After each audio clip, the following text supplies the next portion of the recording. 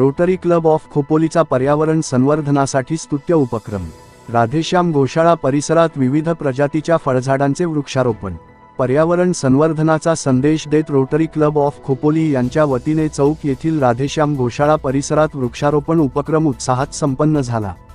या उपक्रमांतर्गत आंबा, सीताफळ, लिंबू, नारळ, चिकू आणि बेल आदी विविध प्रजातीच्या फळझाडांची लागवड करण्यात आली। मोरबे धरणाच्या जलाशयालगत व वर्षभर मुबलक पाणी उपलब्ध असलेल्या परिसरात हे वृक्षारोपण करण्यात आले। भविष्यात ही झाडे पर्यावरण समृद्ध करण्यासोबत जैवविविधतेच्या संवर्धनालाही चालना देतील असा विश्वास यावेळी व्यक्त करण्यात आला।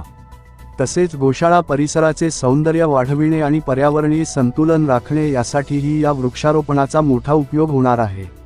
विशेष म्हणजे या फळझाडांचा भविष्यात मनुष्य, प्राणी आणि पक्षी या सर्वांनाच लाभ होणार असून पर्यावरणीय साखळी अधिक सक्षम होण्यास मदत मिळणार आहे।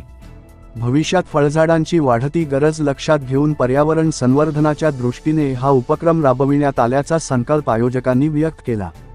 या प्रसंगी रोटरी क्लब ऑफ खोपोलीच्या अध्यक्षा रोटेरियन सुनीता चव्हाण, सचिव रोटेरियन डॉक्टर नलिनी रामस्वामी, संचालक रोटेरियन मिलिंद बोधनकर, संचालक रोटेरियन सुनील नांदे तसेच प्रकल्प अध्यक्षा रोटेरियन रजनी देशमुख उपस्थित होत्या।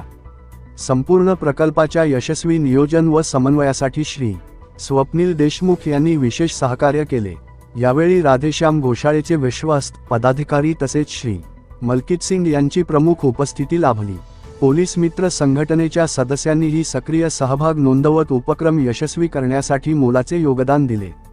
यावेळी उपस्थितांनी वृक्षसंवर्धनाची सामूहिक जबाबदारी स्वीकारत पर्यावरण रक्षणाचा संकल्प केला। आज लावलेली ही रोपं उद्याच्या पिढ्यांसाठी हिरवागार वारसा ठरतील असा आशावाद उपस्थितांकडून व्यक्त करण्यात आला।